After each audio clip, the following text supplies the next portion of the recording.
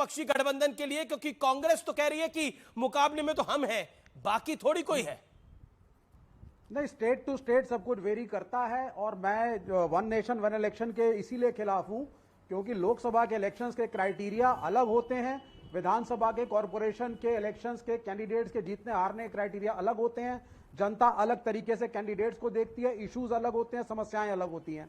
तो मैं विधानसभा के जो भी चुनाव हैं इनको पहले तो लोकसभा का लिटमस टेस्ट या INDIA की जो यूनिटी है उससे मैं रिलेट नहीं करना चाहूंगा, लेकिन फिर भी चुनाव है, सेक्युलर पार्टियां लड़ रही हैं, भाजपा सबसे बड़ा दुश्मन है जिसके खिलाफ खड़े हुए हैं और इसमें कोई दो राय नहीं है। आप देखेंगे जब रिजल्ट आएगा तो यही सेक्युलर गठबंधन इन राज्यों में आने जा रहा है। और डर के मारे मध्य प्रदेश में आप देख ही चुके हैं क्या हुआ है, मंत्रियों को उतारा जा रहा है, मेंबर पार्लियामेंट्स को उतारा जा रहा है, इतनी स्ट्रांग एंटी इनकम्बेंसी हो चुकी है शिवराज सिंह चौहान की। पिछली बार भी जोड़ तोड़ के कारण किसी तरीके से बचे थे, इस बार बचना असंभव है, डर चुके हैं, डिफेंसिव पे है भाजपा, ये सच्चाई है। तो इसको इस दृष्टि से ना देखें, लोकसभा का क्राइटेरिया अलग है, वो टाई अप अलग, बिल्कुल आपने बोला सीटों का बंटवारा अलग तरीके से आपने बोला इंडिया का ये लिटमस टेस्ट नहीं है, इंडिया के लिए कोई टेस्ट नहीं है और हमारी यूनिटी का भी टेस्ट नहीं है। यूनिटी तो दिखाई नहीं दे रही तो टेस्ट क्या होगा, क्योंकि सब तो अपनी अपनी बात कर रहे हैं। मेरे साथ डॉक्टर अजय आलोक है। डॉक्टर अजय आलोक, डरी हुई भारतीय जनता पार्टी है, सहमी हुई भारतीय जनता पार्टी है, और अगर मैं विवेक श्रीवास्तव के शब्दों को थोड़ी देर के लिए उधार लूं तो बीजेपी को पता है उसका क्या हश्र होने जा रहा है इन चुनावों के अंदर। हाँ बिल्कुल हमें पता है। देखिए, एक शुरुआत करता हूं विवेक जी के लिए। लगता है उन्होंने आज राहुल गांधी की प्रेस कॉन्फ्रेंस नहीं देखी। तेलंगाना में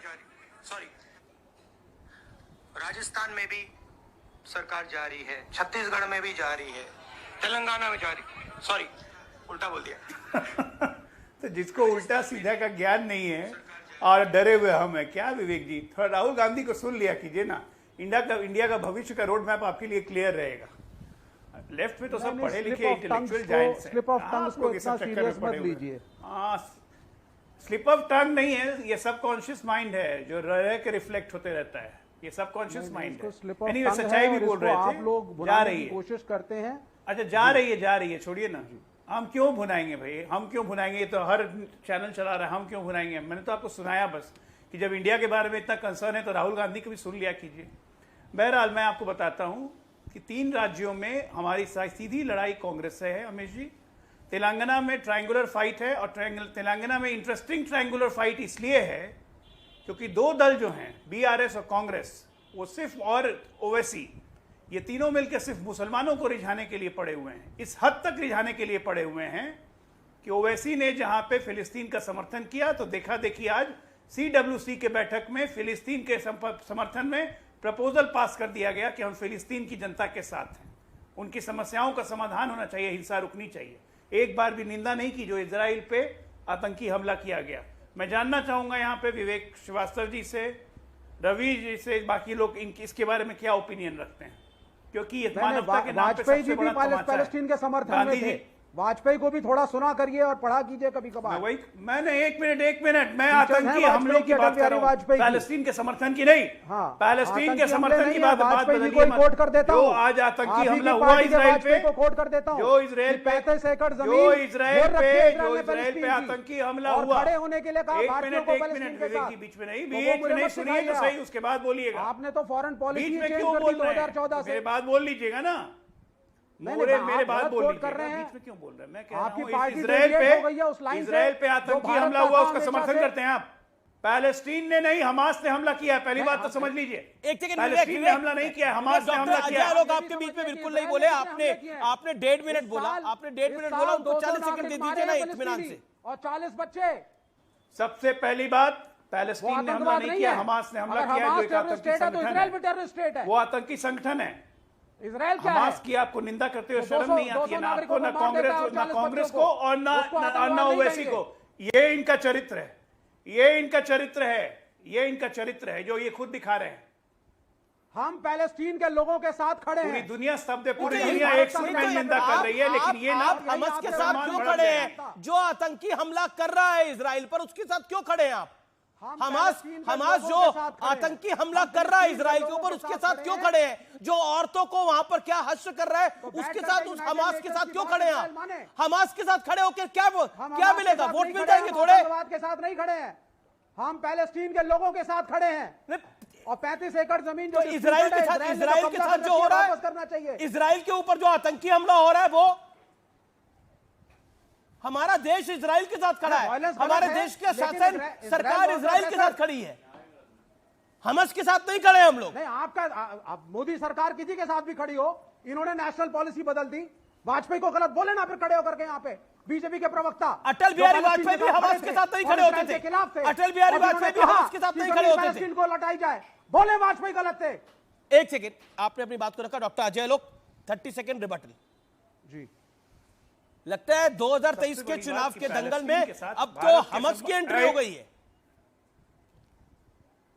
हमास की एंट्री आज दिन में ही हो गई थी, जब ओवैसी और कांग्रेस ने एक साथ रेजोल्यूशन पास किया कि वो हमास के समर्थन में। हद हो गई, मतलब ये गिरने की हद हो गई कि आतंकी संगठनों के समर्थन में खड़ा होना पड़ा। क्यों नहीं खड़े होंगे भाई? यहां पे जब दिल्ली में बाटला हाउस एनकाउंटर होता है तो आतंकियों के आंख से आंसू निकलने लगते हैं। तो आतंकियों के समर्थन में तो खड़ा होना पुराना इतिहास है। गांधी जी की कांग्रेस नहीं है। गांधी जी जिंदा होते ना तो आज आघात लग गया होता, उनको पक्षाघात लग गया होता कि क्या कांग्रेस थी। इसलिए गांधी ने कहा था कि 1948 में कांग्रेस को खत्म कर देना चाहिए। एक हद होती है साहब, मतलब चुनाव आ रहे हैं, मुसलमानों को रिझाना तो हमास के पक्ष में खड़े हो जाओ, कोई लिमिट नहीं है। उसके बाद उसको डिफेंड करें कि वाजपेयी जी ने कहा पैलेस्टीन से संबंध सबसे पुराना है। यासर अराफत का दोकला हम पे मत फोड़िए। आप लोग आतंकी संगठन के साथ खड़े हैं।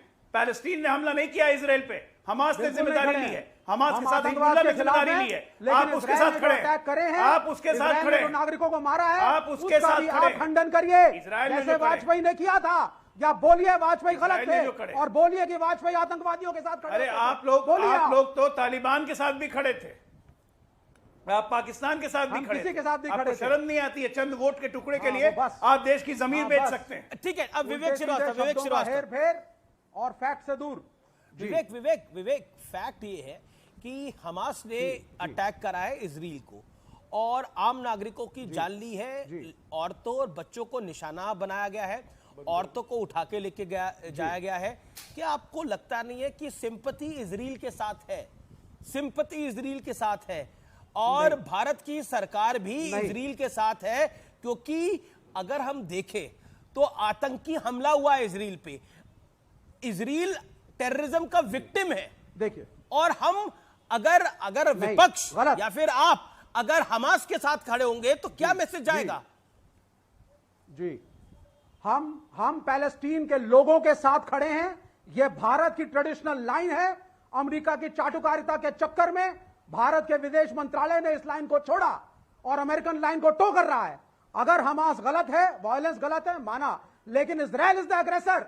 और कितनी औरतों और बच्चों को मारा गया इसी साल। अगर 200 नागरिकों का फिगर दिया, 40 बच्चों का फिगर दिया। इंटरनेशनल मीडिया को फॉलो करें, बीजेपी के प्रवक्ता। आपने बोला अगर हमास गलत है तो टेररिस्ट स्टेट तो इजराइल भी हुआ।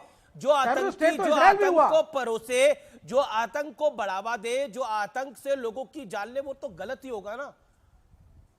उस आतंक का धर्म क्या है मैं उस पर नहीं जा रहा। बोलिए ना, पॉइंट बड़ा सीधा है, लेकिन पॉइंट बड़ा सीधा है। आप हमास में तो आप अगर लगा रहे हैं, लेकिन इजराइल के साथ आप कह रहे हैं वो तो गलत ही है।